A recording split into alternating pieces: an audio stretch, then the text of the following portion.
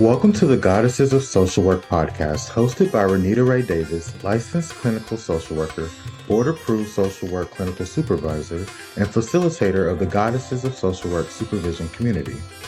Join us as we travel through the social work journeys told by the Goddesses of Social Work community members, past and present, as they make their way toward clinical licensure. Welcome to the Goddesses of Social Work podcast. In today's episode, Chelsea Cloud, LMSW, has joined us today. Chelsea Cloud is an LMSW currently under supervision for her LICSW. She received her undergraduate degree from Troy University in Human Services. After graduation, Chelsea entered the workforce as a patient care tech within a community mental health agency where she was exposed to the role of a social worker. She went back to obtain her master's in social work from Troy University and continued a career in mental health care, working in a variety of settings, including community mental health, substance abuse, emergency acute psychiatry, and is currently working as the mental health coordinator for a school system in Birmingham. She is passionate about mental health care in all populations, but especially supporting children, adolescents, and their families. Welcome, Chelsea. I am super excited to have you on the show today. Thanks for having me. I'm excited to be here. Chelsea, reading your bio, it feels like you are shining a light on mental health and the variety of work social workers can do in just that one area of this field. I often talk to social workers about tailoring their CEUs into an area that they would like to become an expert in or create a niche in. Do you feel like your work in the mental health arena of social work has been intentional? And do you see yourself creating a niche? Um, I mean, I would say first, yes, it was intentional. Um, I started in nursing school in undergrad. That didn't work out. But I got to my psych classes, and that was really kind of the first time I had been around, introduced to mental health care. I feel like a lot of times when you come in contact with anybody that's in the mental health field, a lot of times it's, they have either their own learned experiences or have been affected by it with their family. And that really wasn't the case for me. Mine was really just through opportunity of a different degree path that I thought I wanted.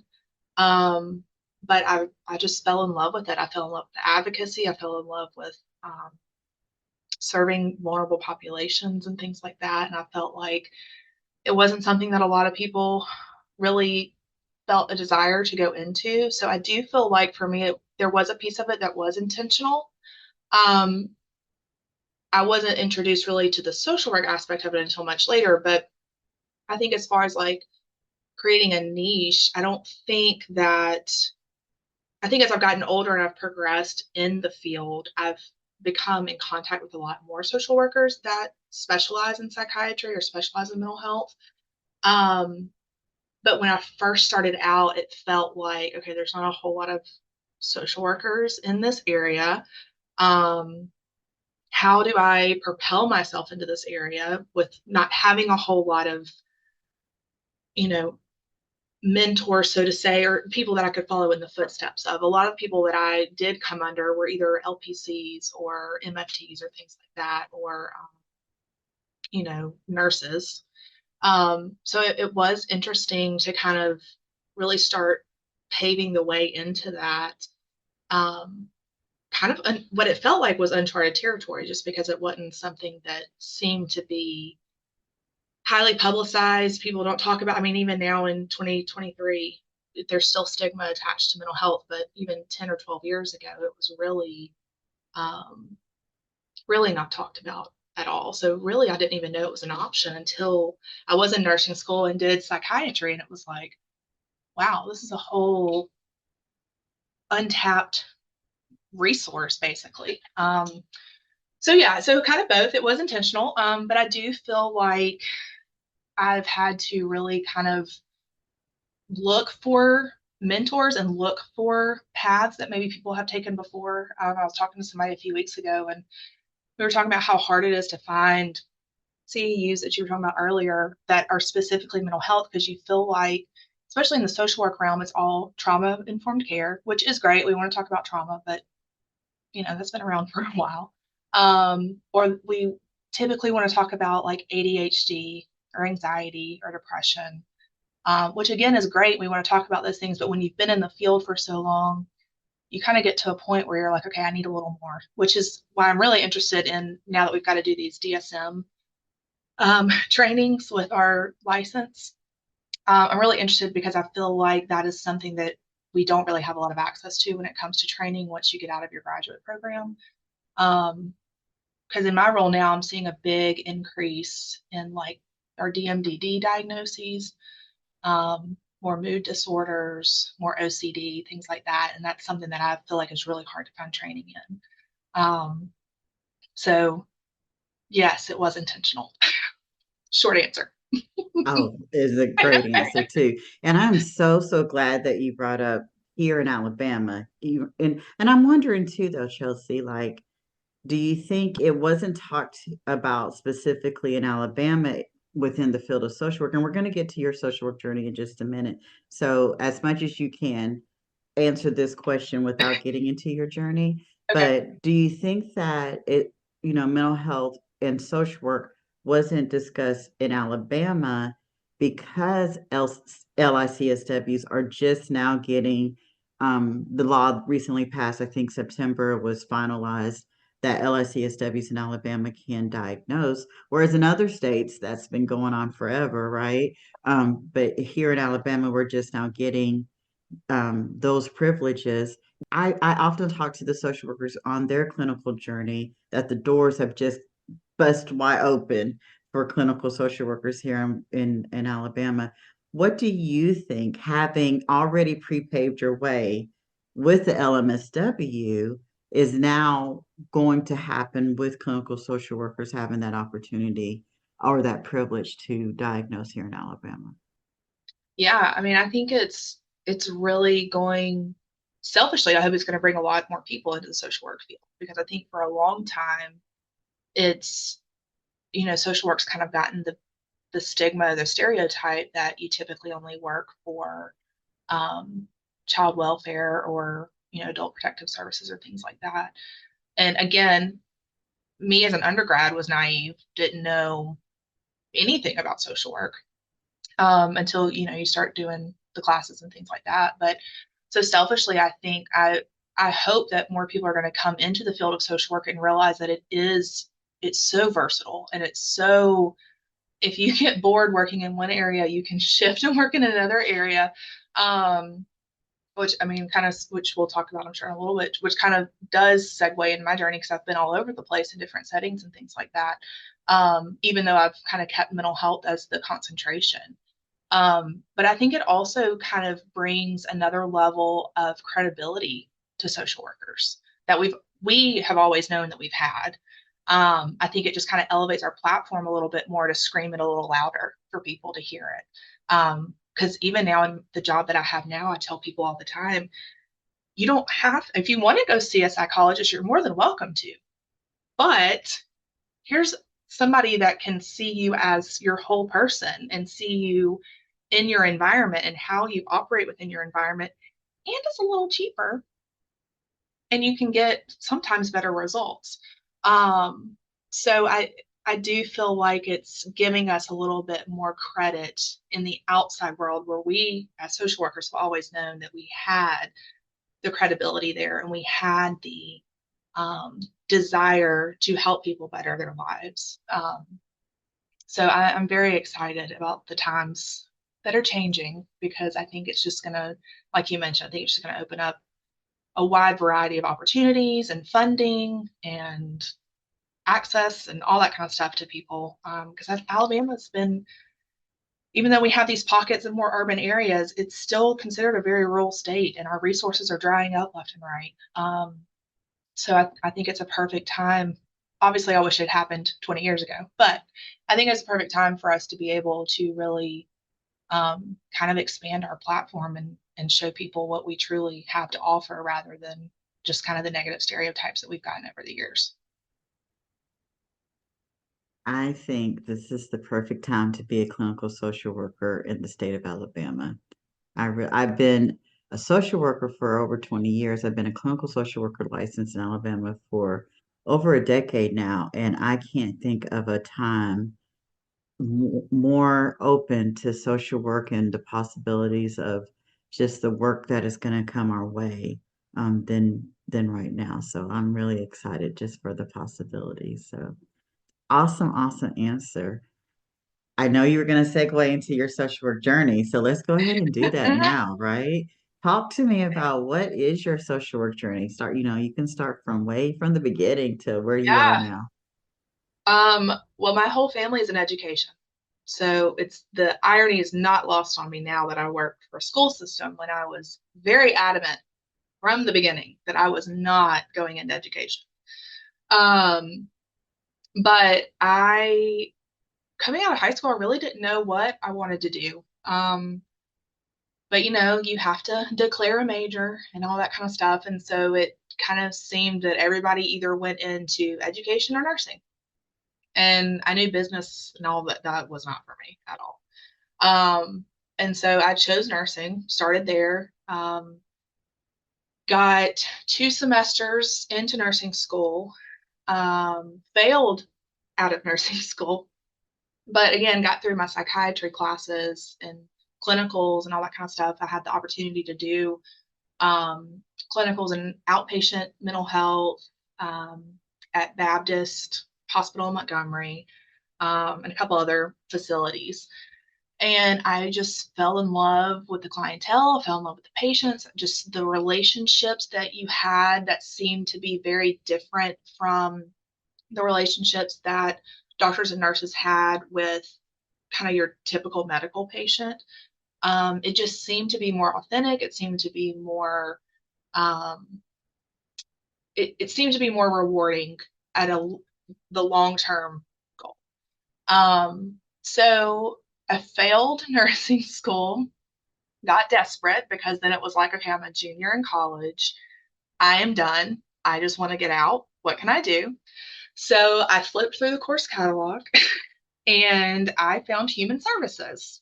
Um, and I found human services and I found social work. One thing I do regret is I wish I had talked a little bit more about social work and things like that. But looking at the credits that I had for nursing school, human services got me out of school faster. So I did that.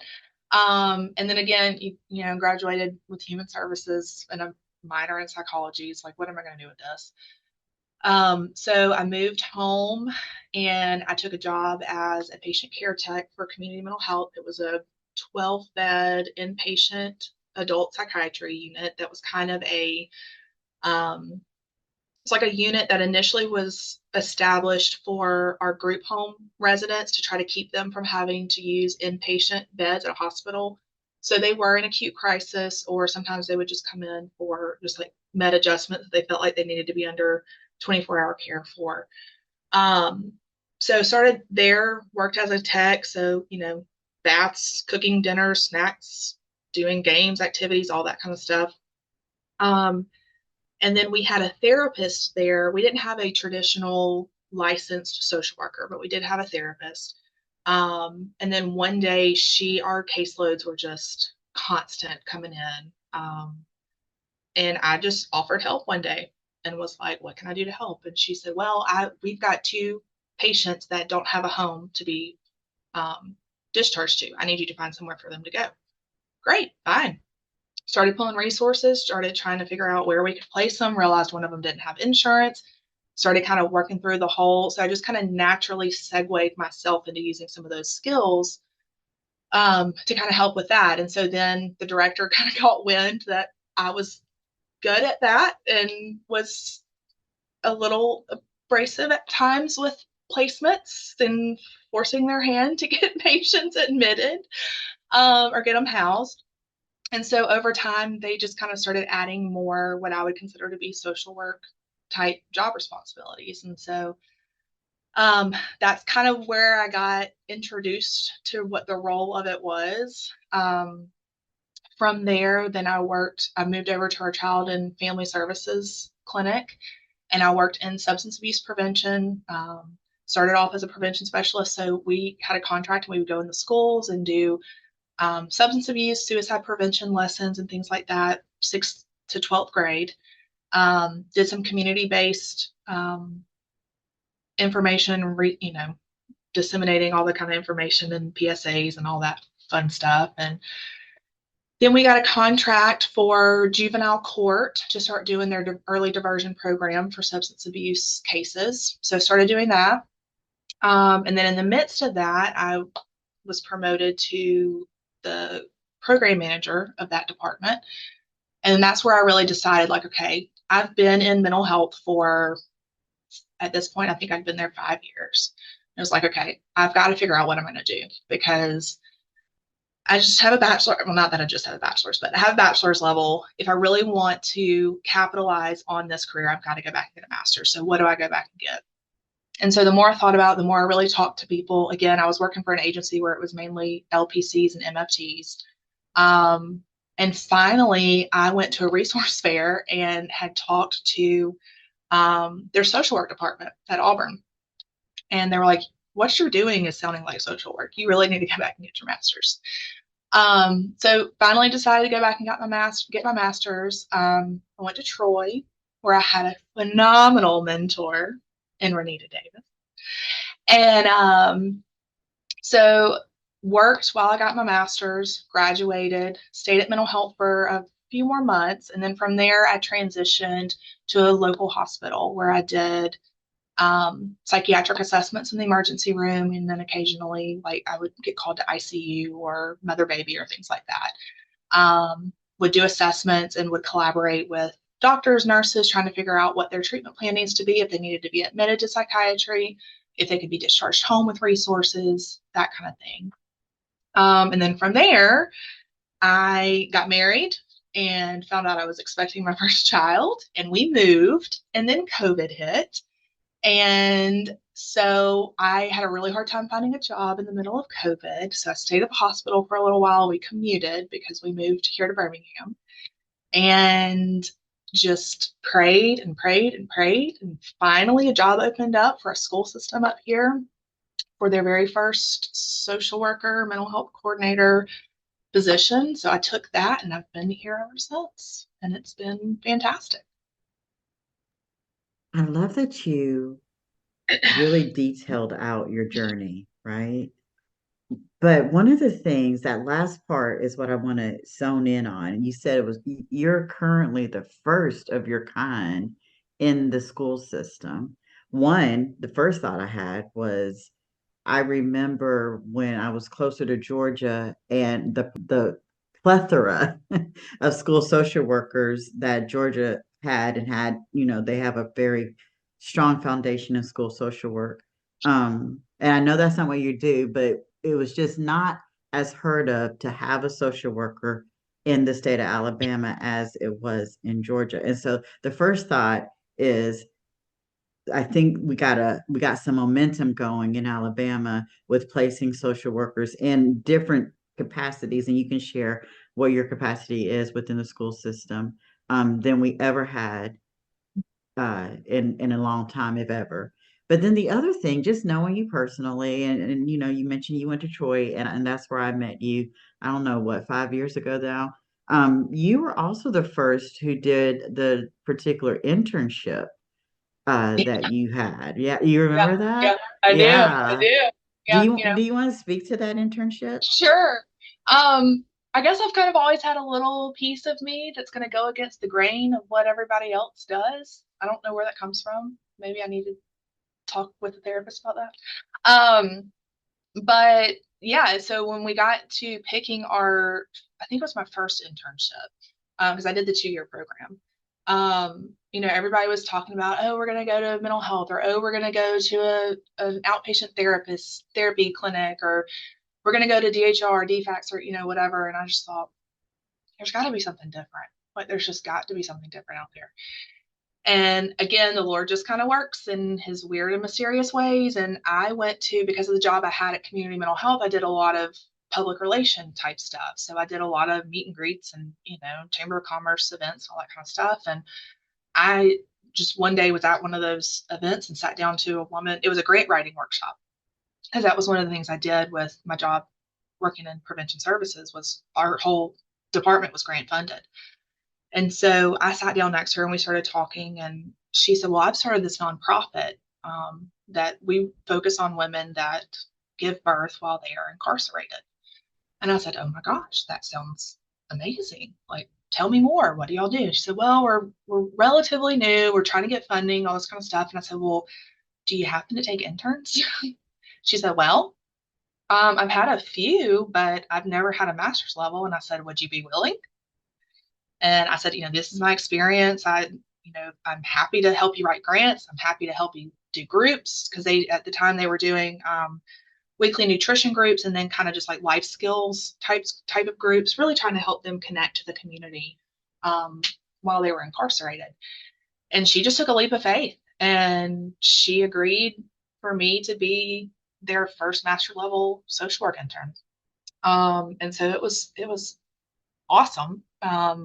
Just the relationships that I was able to make, not only with them, but another key piece that they did is they were all doulas. So they were able to be present at birth when these ladies gave birth, because obviously the babies don't go back with them to Tutwiler. And so anyways, just being able to help them kind of expand their network of resources so that when these ladies do get out of prison, they're able to set them up for success. And so in trying to keep those babies out of DHR. So it was just very rewarding. But again, it was just kind of one of those things, like, there's got to be something different out here. I want to, kind of going back to what we were talking about earlier, I want to be able to push the social work profession into other areas that it's not currently in. And, kind of with my job now, even though there's other school systems in the state that have had social workers, for a little bit of time, the district that I work at, I'm the first one. And it's been really cool to see that. And so I'm employed as a mental health coordinator, but of course all my training and education is in social work. But what's been really cool is, so I've been in this position almost 4 years, and this position came about. There's actually one of me now in every school system in the state of Alabama. And it came through funding for the legislator to see the need for social workers and mental health support in the schools. And so while, again, there's, maybe been 5 to 8 school systems that have had social workers for an extended period of time, this now allows funding opportunities for every school system in the state to have a position like mine. And so one of the credentials is you have to be a licensed social worker, or we have a couple that are school administrators or like school counselors, and then we have a few that are school nurses. But for the most part of it, I would say 98% of us are licensed social workers. And most of us are licensed at the master's level. And then we have several that are already at their clinical license. So it's been really, really cool to see it grow, because I was in the first cohort when this funding got approved. And now, like I said, we're in our 4th year. And I'm pretty sure every school district now has one, with the goal for us to be able to hire more. So it's been really cool to be a part of that. That is so exciting, Yeah. Chelsea. That is so exciting. And as the mental health coordinator, what is your role within the school system? Especially since, again, what my being being an Alabama social worker for 24 years, we just weren't in the schools like that. So I want to learn more about what are we doing in the school systems? What are social workers doing in the Alabama school systems? So what I do, which I think every school system operates a little differently, which is something I had to learn. But what I do typically is kind of my main priority is crisis prevention or crisis reduction. So kind of the way that we operate is, like, if our school counselors feel like they have maxed out their resources or maxed out what they feel like they can manage in the school building, they'll call me to come help. That may look like suicide screeners, having conversations with parents of, they really need to be evaluated by somebody due to whatever thoughts that they may be having or expressing. So that's a little piece of it. Then I do safety planning and transition services. So students that are coming back to school from maybe a psychiatric stay or maybe even residential, or if we have some students that, may have to go to rehab or some other type of treatment, like for an eating disorder, things like that, help to kind of smooth that transition back to school. But also on the other side, if we have somebody that's leaving school to go to a facility, helping them to make sure that we're streamlining their schoolwork. Um, if they receive special education services through us, making sure that those services are still being provided regardless of the facility that they go to, as long as parents, consent, all that stuff. So that's a piece of it. And then really a lot of it is just collaboration with teachers, with administrators, with counselors.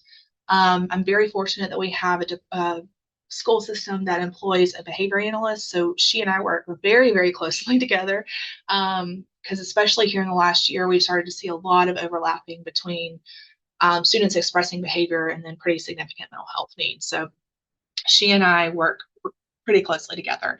But again, just kind of collaborating with teachers for how to manage or help students succeed in the classroom that maybe are struggling with a mental health disorder or a mental health crisis or any stressor, things like that. So that the goal is for us to keep them in school as long as we can. So that's kind of, every day looks different, which is one thing I do like about it because it's not monotonous and I never know what I'm going to get into. But this is the first job I've really had where I've been able to develop long-term relationships. Every job I've ever had has been very short, acute. I see you for an hour, maybe 2 hours, and then I pass you on to the next person. This is the first time I've been able to see, especially kids, grow over time. Like I had one student that he was one of my very first that I got brought in on when I started. I had to do a safety plan, was having some pretty intensive suicidal thoughts, was able to get him in some services, and everybody laughed at me, and it's probably also because I'm hormonal right now. But I started crying in his IEP meeting last week because we faded out a safety plan, and he's doing fantastic. And I've been able to see him grow over 4 years, and it's rare that we get to see all the pieces fall into place and do the jobs that they're supposed to and see kids thrive. I've kind of always coined the phrase, I don't want to see you survive, I want to see you thrive. So how can we get there? And so, of course, for the first time ever in my entire life, I'm like snot-nosed crying, like, I'm so sorry, please forgive me. Like I'm normally not, I normally hold it all together and a lot of times get told that I'm very cold-hearted, but um, just being able to see that relationships matter, see that the investment matters, see that the time matters. Because I think, especially for people that work in mental health, it's hard to see those successes. It's very, very hard. So that's been one thing that's been really cool about this job is being able to see the time and effort that not only you put in, but your students and your families put in too. Which again, I don't feel like I've ever got to experience that before. So it's been really, really unique. I love that so much. And there's just two things. One, I do think that as social workers, we are kind of trained that these are short-term relationships. And in the practice that I, have the honor of running now, I do have clients that have been with me for a while. And the significance of being able to see them, from year to year is so much rewarding than the 6, 8 weeks, or even like you said, one day, 1 or 2 hour connections that we get to make. And so I love that. I love that the Alabama students are getting to have that experience with social workers. I think that changes the narrative as well. And then the second thing, I think too, we're taught not to cry in front of our or in front of our clients. And I just want to say, let's throw that out the door because I think they need to be able to see that we're whole humans as well and have emotions and are invested in their success, just as invested as we want them to be in their success as well, right? So Right. I'm glad, even if it's for a very important reason, Right. that you cried. I'm glad that that particular client got the opportunity to see that a beautiful emotion. Chelsea, I'm going to move on a little bit. Who were your favorite social work instructors and or your most impactful social work mentors, and what did they teach you? Or Um, I feel like, okay, again, I'm going to go against the grain here, but I'm going to answer this in three parts because I feel like my journey's had three kind of different chapters, if you will.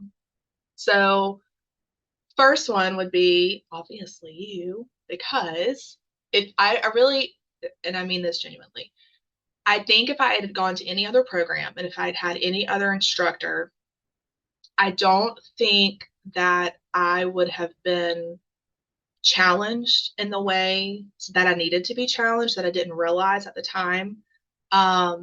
Because I can remember specifically activities that you had us do as a group that were so powerful and so moving that, but at the time you didn't realize how impactful they were because of just just your charisma of being able to say, okay, this is what we're doing. This, I'm not going to tell you what I'm teaching you.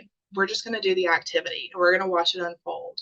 But then being able to look around the room and even look internally and see like, oh, this is challenging something in me that I didn't know I need to work on. Which I think if I'd gone to any other program, I don't think I would have had that. I don't think that I would have been able to walk away from a 2-year program and be as confident in my ability and my knowledge and feel like I could go in and make lasting change somewhere. And you single-handedly had a role in that. I think once I graduated and entered the workforce, which I think one of your previous episodes mentioned this person too. But there was a professor at Auburn, her name was Nana, and she really embodied the social work profession because she took me, I had a group of her undergrad students as a supervisor. And she took me under her wing. She saw that I was flailing as a new social worker and working for an agency that had no social workers. And I didn't know, I mean, I had the confidence and I had the knowledge, but I really struggled with that when to push, when to bounce back, or when to hold back a little bit. And she just took me under her wing. No questions asked, no expectations from me, just, hey, I've been where you are. This is my advice. Just, she really, for that first year of kind of entering the workforce after grad school, really just kind of took me under her wing, and she didn't have to because I wasn't a student in her program. I was not employed by that university. And then there was, so Nana, and then there was another one, Angie Burke, who was, I don't know if she's still there or not. But both of them, I just remember Angie coming into my office, like she'd come do her midterm evals for her students or whatever. And then she'd come sit in my office. She said, what do you need? What can I do for you? I'm here to listen. And I'm just like, oh my gosh, thank you so much. Thank you. So those two ladies, I would say kind of my middle chapter. And then taking this job in the school was a total, like, I felt like I needed to go back to school to know how to work in the school. And I coincidentally, one of our parents is a social worker for another school system. And we got to talking, and she was like, I am in a peer supervision group, and I think you would be great for it. And so they invited me in, and it's about 10 or 12 of us, and we're all from different school systems, but we all, for the most part, we're all social workers, and we all work in the schools. So being able to lean on them and go in and say, because we meet once a month for 2 hours, and being able to say, okay, I've got this situation. I don't know if I've got blinders on. I don't know if there's something I'm overlooking, but just being able to bounce ideas off of that, or when you come in and you feel defeated or you feel like you're not making much headway, or like, why am I here? Why am I doing this? Just being able to have that support from them has helped me, because I tell them all the time, like, I would have quit many years ago if I didn't have their support and their knowledge and their wisdom. Um, Again, of teaching me when to push that boundary, when to hold that boundary, when to realize that it's not just about you, that there's a bigger picture here when it comes to education. So I would say, right now, those are there's my support system, because they had the knowledge and the wisdom because they've been doing it. And that's probably kept me out of trouble a lot because they help me keep my mouth in check.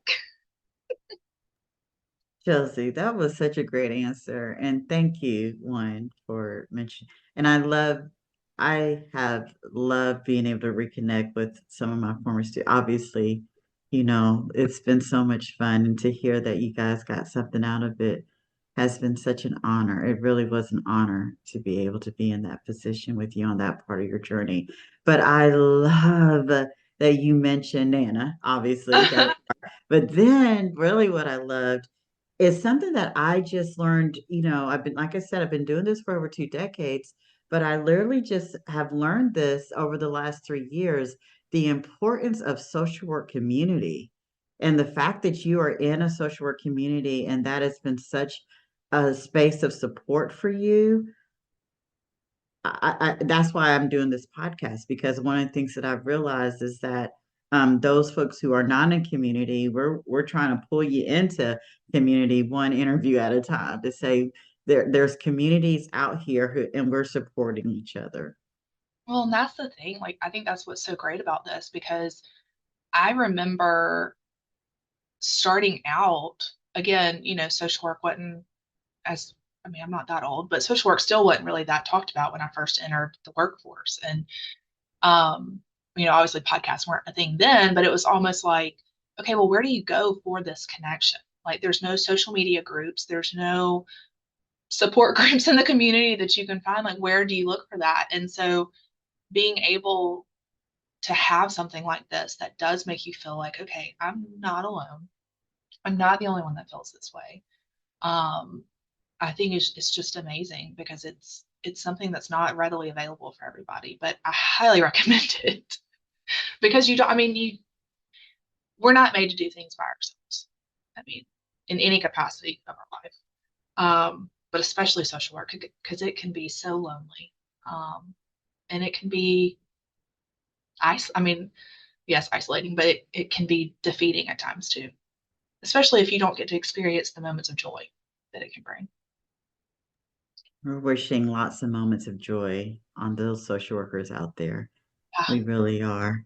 Chelsea, moving on to our next question, and such great answers, by the way. I'm so enjoying this. Um, One thing, if there was one thing you can take on your social work journey, what would that one thing be?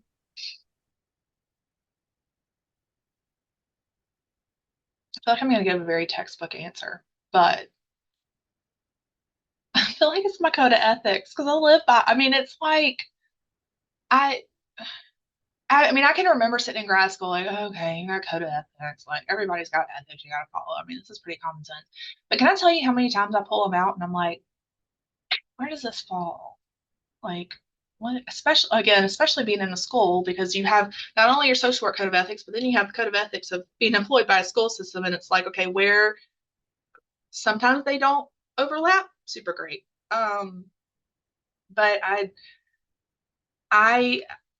I wish I had put more time and effort into learning them and applying them in grad school or even before grad school when I knew social work was kind of the area I wanted to go into because I feel like I've spent a lot of time after grad school really catching up on it.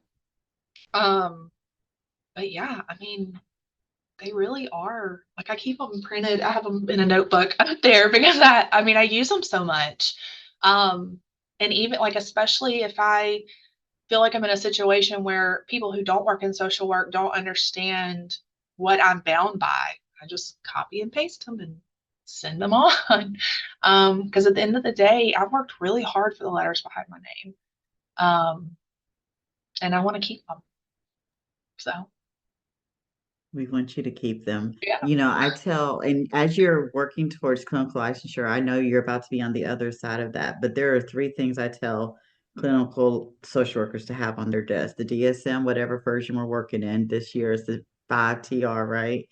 The code of ethics, not just have it a digital copy, but you can get it from the NASW for $6 and or like you said, copy it and print it out. And then the pill book, especially now in Yeah. Alabama. Yes, right. Yay. I have this little pocket one that I keep, and Hmm. it was fantastic. I have people ask to borrow it all the time. Yes, those are the three things I think every social worker should have. And to me, our code of ethics is our Bible, right? It is our Bible. I read a scripture out of it every day, Hmm. and move past the principles and go into the standards and really dig deep into that. So I appreciate that you said that. Yes, that was not a textbook answer. That was an amazing answer. What is something you would leave behind, Chelsea? Probably this idea that every social worker has to handle every situation the same way.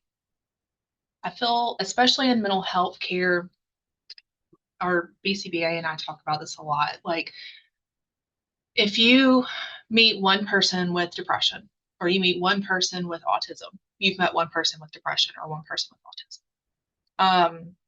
And I feel like, especially as fast paced as mental health is becoming, like here we're experiencing, which I'm sure it's all over, but excruciatingly long wait lists to get into any kind of provider or doctor. So I feel like things are moving a lot faster in some areas. And so therefore we're getting a lot of cookie cutter treatment plans or cookie cutter approaches to tackling somebody's presenting problem. Um, and I feel like, I don't know if this is necessarily a social work thing. I feel like maybe it's just kind of a mental health profession thing. I feel like we're kind of getting away from individualized care, which really kind of breaks my heart.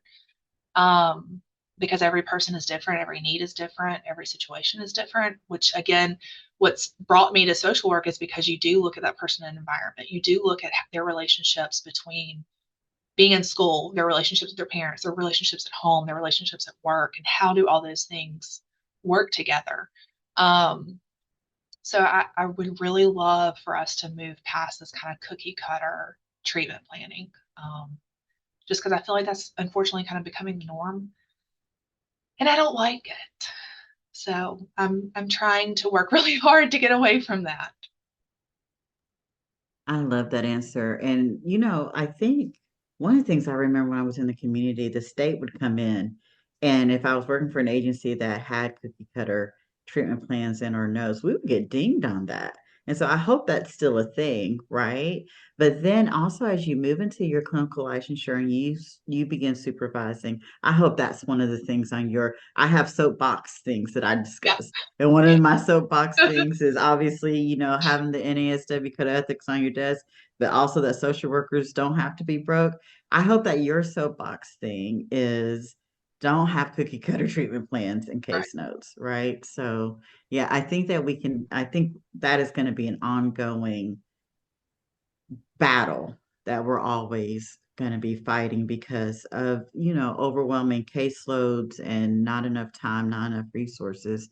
But still, social workers, if not any other profession, see the person as an individual. And if Right. we're the only ones writing individual notes like that, then let us be the only ones writing those individual notes. Yeah.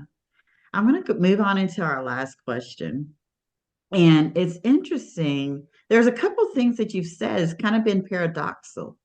So, you said social work can be isolating, but you also talked a lot about collaboration, right?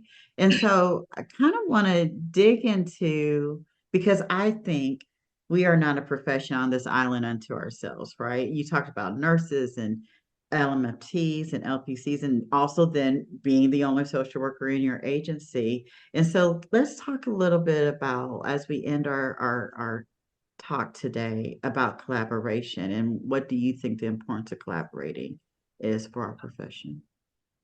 I mean, I don't think we could effectively do our jobs without collaboration.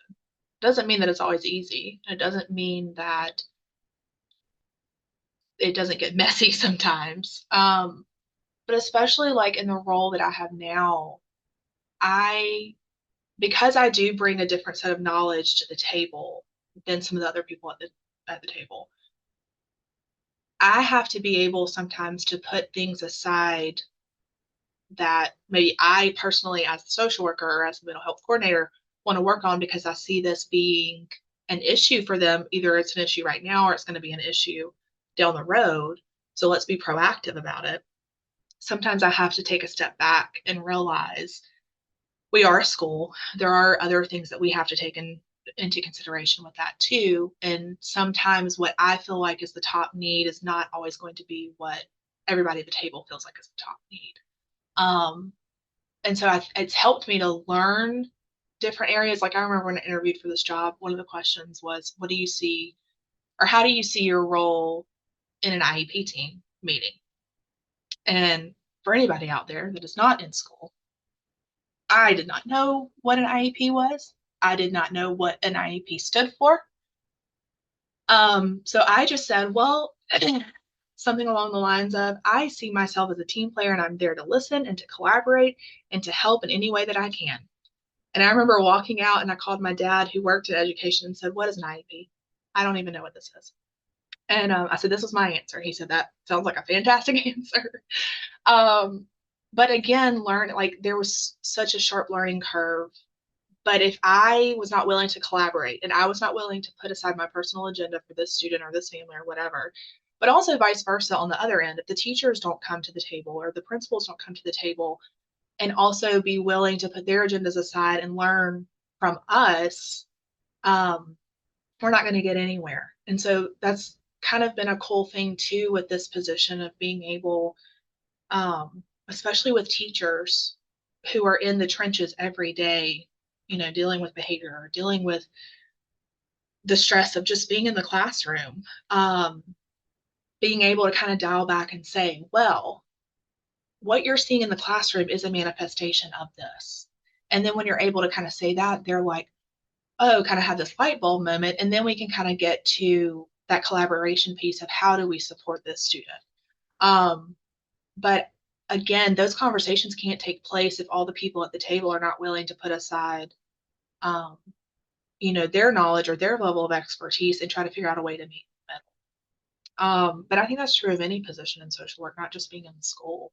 Because even when I worked at the hospital, like there were times that doctors and I didn't agree. Like there would be times where I thought a patient needed to be admitted and the doctor didn't want to admit. And it was on me to decide, okay, can I lay my head down at night following my code of ethics and my morals and values and know that I've done everything I can?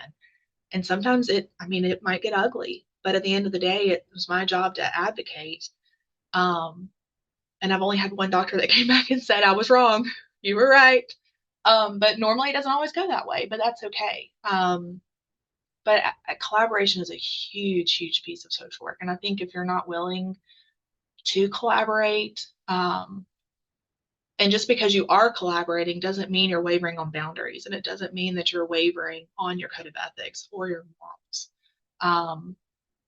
But that's what's so great about being on an interdisciplinary team, because you have so many different areas of knowledge and areas of expertise that we can all learn from each other. That's the whole reason we do CEUs. I mean, if we had all the knowledge and all the information, we'd have no reason to have to do continuing education. So I think if you're not willing to collaborate, it's going to be a hard road in social work. And I think that is where it does become very lonely, very isolating. Such a great answer. And I just want to add, I think too, because I'm seeing three, right? I'm seeing the social worker, the other profession, the other colleagues within other professions, and then the client. Also collaborating with the client because it is the client's treatment plan in our life, Right. and they are the expert of their life. And so, we think sometimes we're the experts, but really the client is the expert of their own life, Right. including our school-based children and Right. adolescents who I think are so lucky to have you on their Uh-huh. team. And even if you didn't know what that is, it An IEP? IEP. Yeah. Yeah. I love Yeah. I so love that you still got the job. And I then know. yeah. If any of them hear this, they're going to be like, oh my God. That is so great. I love that. I I just heard absolutely team. I'm a team player. I don't care what it yes. is, but I'm a team player. Yes. All right, Chelsea. It was so good to have you on the Yeah. show today. And Just filled my cup. So excited. yes, oh my goodness. I love that I had the opportunity to reconnect with you. Yeah. And I said to you before we started, my social work babies are having social work babies. So I absolutely I love that we were able to reconnect. I really do. And hopefully you'll come back on again next year. I'd love to. Good. Awesome. All right. Thank you for listening to today's episode of the Goddesses of Social Work podcast. We are glad you were here. If you like this episode, please come back to hear more stories of the journeys through social work, and please leave us a review on Apple or Spotify. See you next time here on the Goddesses of Social Work podcast.